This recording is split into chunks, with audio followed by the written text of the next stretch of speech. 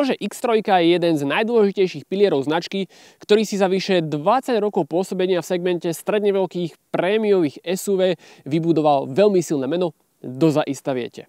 Ostatne, za posledné roky je to dokonca celosvetovo najpredávanejšie BMW. Asi vás teda neprekvapí, že úplne novej, v poradí 4. generácii je venovaná veľmi veľká pozornosť.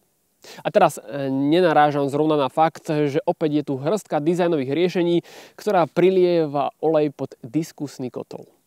Čo ale prekvapí je skutočnosť, že ostroladená verzia M50 dostala 4 reálne koncovky výfuku a na dnešné pomery prekvapivo dobrý zvuk bez soft limitera.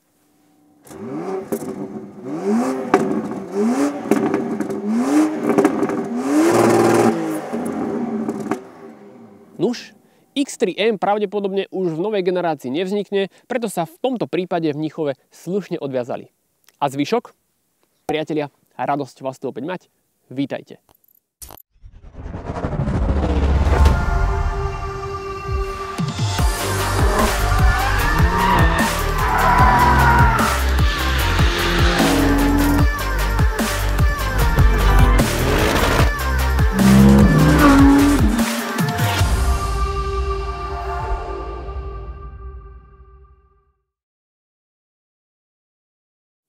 Pri súčasnom dizajnovom jazyku značky BMW mám osobne trošku problém s tým, že jeho jednotlivé estetické kreácie a najmä masívne, také ťažko pôsobiace až zavalité plochy sú neskutočne závislé od uhlov pohľadov, paketov, diskov či lakov a ako celok to zväčša za mňa funguje len vo veľmi špecifických špecifikáciách.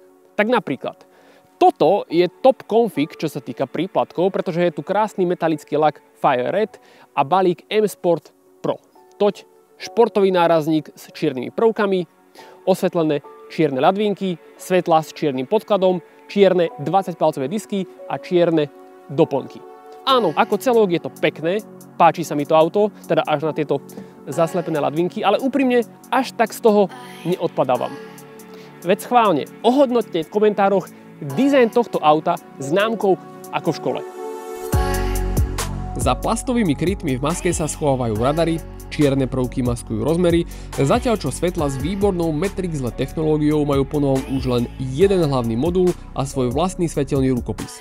Aj X3 tak už jasne hlási nové dizajnové smerovanie, ktorého nositeľom sú predovšetkým hranatejšie, nevšednejšie krivky, masívne ľadvínky, spomínané veľké plochy s minimum línií či zapustené kľúčky, no práve štýl svetiel ju odlišuje od zvyšku noviniek z Mníchova.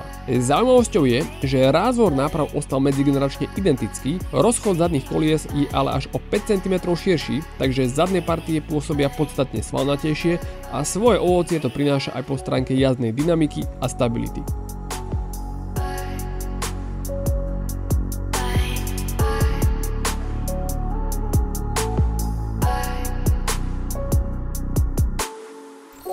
Obrovský medzigeneračný progres hlasí interiér a na rovinu na toto tu mám dva pohľady. Ten prvý vraví, že v porovnaní s novou Q5 alebo GLCčkom ten interiér vystupuje takým najpevnejším a najrobustnejším dojmom. Navyše už naprvu, keď si tu človek sadne, tak sa tu cíti mimoriadne útulne a cíti, že toto je prémiové auto. Ten druhý pohľad však vo mne trošku budí také rozporuplné emócie, a to konkrétne z dizajnu a materiálov. Esteticky tu totiž akoby nič nedávalo navzájom zmysel. Áno, jednotlivé detaily sú naozaj zaujímavé, napríklad tento mimoriadne efektný pás interaktívneho náladového osvetlenia či kryštalické prvky v rámci balíka Crafted Clarity, no ako celok to tu na mňa pôsobí tak ciky-caky viac ako v nejakom novom DS-ku, ktoré sa snaží odčleniť od Citroena, než v elegantnom niekdajšom BMW. A potom sú tu materiály. V spodnej časti interiéru všade tvrdý, taký drsný, lacný plast, rukoveď dverí v takom tiež lacnom lesklo-matnom vyhotovení a z tejto EcoBio Cola Zero vrecoviny mám zmiešané pocity. Naopak veľká pochvala za perfektné sedadlá. Tradičná taká bavorácka kolíska, výborné bočné vedenie, aj výsuvné sedáky. Deto Volant. fyzické tlačidlá, poriadne pádla, naopak žiadne také tie fancy zrezania. Pred vodičom je sériovo tento klenutý panel, ktorý zlučuje 12,3 palcové budíky a 14,9 palcový displej infotainmentu. Nejdem sa už v ňom vyslovene hrabať, pretože tieto nové iDrive som vám už predstavoval vo videu s novou 5, respektíve s X2, kde bola iDrive 8, respektíve 8,5. Tu už je 9, ale nič zásadné sa nemení, akurát je tu trošku snaha to menu dať do záložiek a ten infotainment upratať, ale stále je to také, že chce to zvyk. Navyše, asi prvýkrát sa mi v BMW stalo, že ten systém niekedy zamrzne, respektíve je taký spomalený, čo sa mi pri infotainmentoch tejto značky nikdy nedialo. Proste iDrive bol vždy o intuitívnosti a o rýchlosti, respektíve plynulosti a bohužiaľ poznám už aj intuitívnejšie systémy a poznám už aj rýchlejšie systémy, ale beriem, možno je to vec iba nejakých softverových úprav, pretože v tých infotainmentoch sa tie veci strašne rýchlo menia, vylepšujú, upravujú, dám tomu čas. Takže naozaj mám zmiešané pocity z toho interiéru, najmä dizajnovo, tak tvarovo, áno, beriem, že niektoré veci možno odkazujú na tú prvú generáciu, ale niektoré tie riešenia, kebyže vidím, povedzme v novom Kodiaku alebo v tom DS-ku, poviem si OK, ale v novej X3 naloženej takmer za 100 000, čiže naozaj top config, som trošku taký z toho na pochybách. Ak bolo cieľom dosiahnuť viac obývačkový charakter, tak práve ten sieťový materiál z recyklovaných fliaš tomu výrazne dopomohol a uznávam, aj napriek väčšiemu počtu plastových povrchov než v minulosti, palubná doska X3 nenadobúda absolútne plastový dojem. Akurát, odhľadnúc od volantu, ktorého veniec je už asi príliš tučný, tie avantgardné tvary, futuristicky strihnuté budíky a niektoré estetické výstrelky mi prídu miestami tak trochu na silu a nekorešpondujúce so značkou BMW. Ale to je len môj skromný názor, chválim pevnosť a spracovanie, aké posledné roky nie je zvykom ani v týchto cenových hladinách.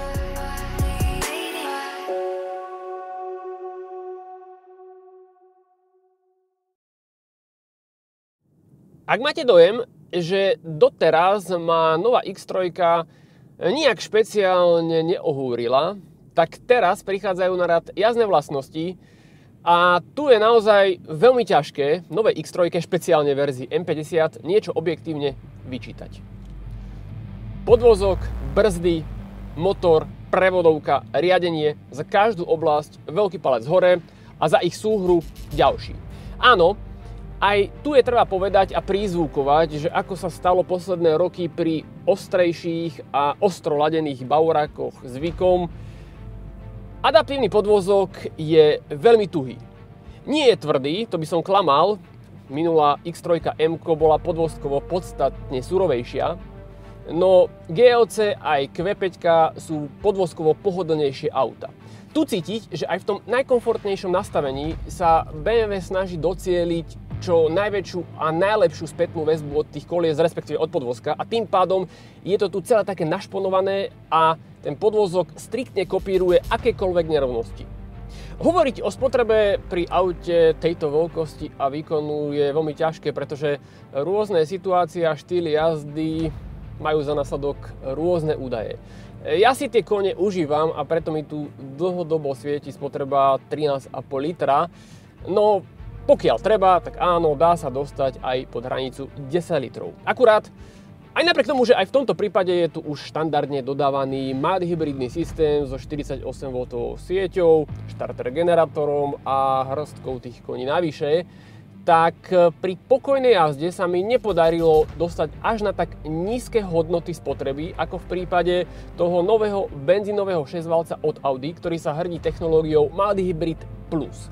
Mal som už ale možnosť vyskúšať aj základné 20D a naopak to veru, že spotrebou prekvapilo, no súčasne prekvapilo aj dynamikou a celkovou kultúrou chodu, takže absolútne by som nemal problém s tým, že by som v X3 mal štvorvalec, aj keď áno, neprajníci vám budú tvrdiť, že rovnaký motor má aj váš sused v Kodiaku, no nemá, ale kľudne tých neprajníkov odkážte na 6-valce, pretože áno, X3 ich naďalej ponúka, a to ako benzínový, tak aj naftový. Verzia M50 je samozrejme s tým benzínovým, i keď BMW to už nedáva veľmi na zreteľ, pretože to zaužívané písmenko I sa údajne v zmysle súčasných trendov spaľovákom nehodí a teda z názvu zmizlo. V každom prípade radový benzínový 3 liter má krásny taký hlboký hutný zvuk, 280 kW plus ďalších 13 pridáva malý hybrid, čiže do Vedna je tu bez dvoch žrebcov 400 koní. Samozrejmosťou je pohon X-Drive, aj vďaka ktorému M50 vystrelí na stovku už za 4,5 sekundy. Takto.